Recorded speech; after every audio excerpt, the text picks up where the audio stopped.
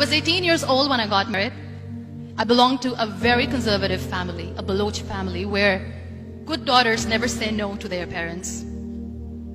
My father wanted me to get married, and all I said was, if that makes you happy, I'll say yes. And of course, it was never a happy marriage. Just about after 2 years of getting married, about 9 years ago, I met a car accident. Somehow my husband fell asleep and the car fell in the ditch. He managed to jump out, saved himself. I'm happy for him. But I stayed inside the car and I sustained a lot of injuries. The list is a bit long. Don't get scared. I'm perfectly fine now. Radius ulna of my right arm were fractured. The wrist was fractured. Shoulder bone and collarbone were fractured. My whole rib cage got fractured.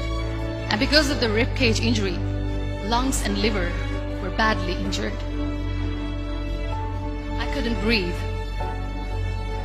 I lost urinary bowel control. That's why I have to wear the bag wherever I go. But that injury that changed me and my life completely as a person, and my perception towards living my life, was the spine injury. 3 vertebrae of my backbone were completely crushed, and I got paralyzed for the rest of my life. So this accident took place in a far-flung area in the outskirts of a very small province, Balochistan, where there was no first aid, no hospital, no ambulance. I was in the middle of nowhere in that toppled car. Many people came to rescue. They gave me CPR. They dragged me out of the car. And while they were dragging me out, I got the complete transection of my spinal cord.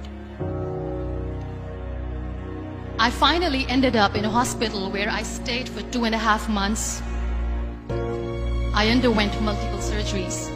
Doctors have put a lot of titanium in my arm. There's a lot of titanium at my back to fix my back.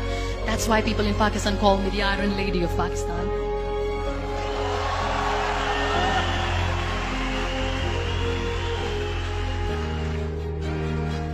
Those 2.5 months in the hospital were dreadful.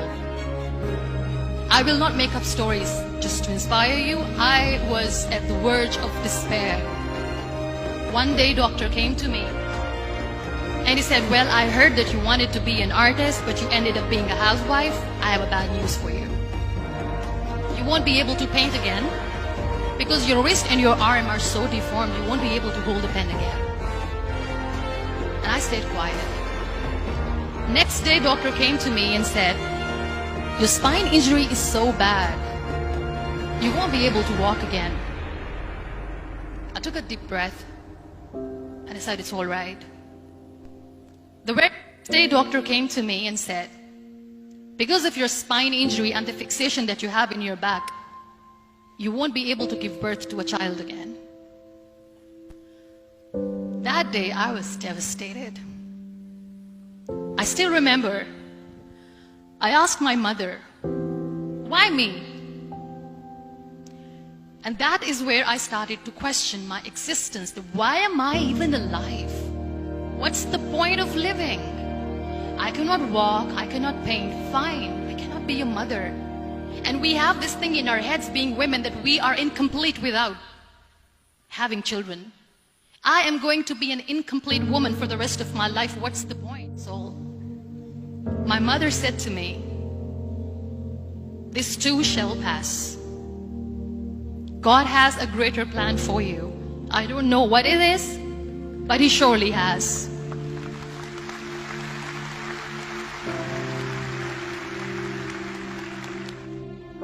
So what kept me going was, one day I asked my brothers, I know I have a deformed hand, but I'm tired of looking at these white walls in the hospital and wearing these white scrubs.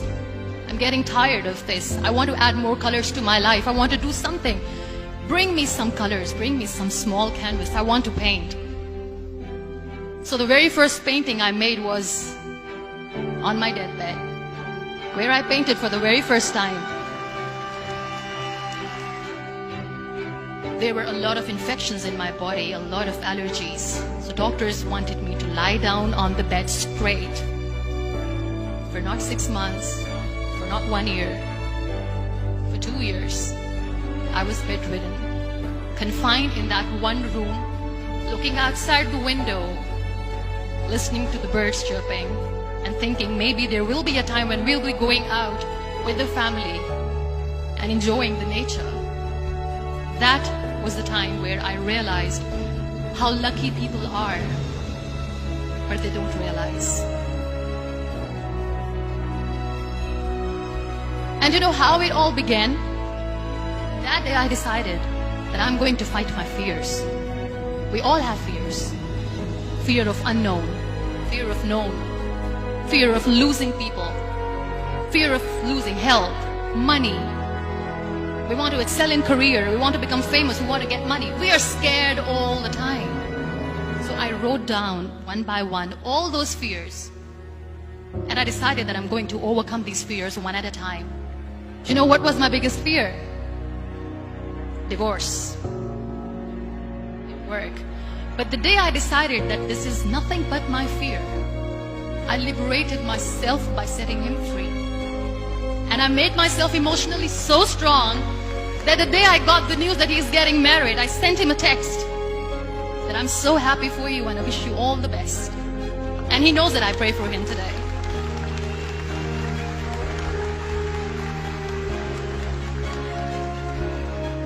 My biggest fear, number 2, was I won't be able to be a mother again.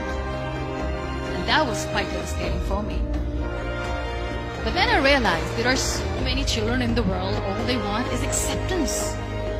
So there is no point of crying, just go and adopt one. And that's what I did.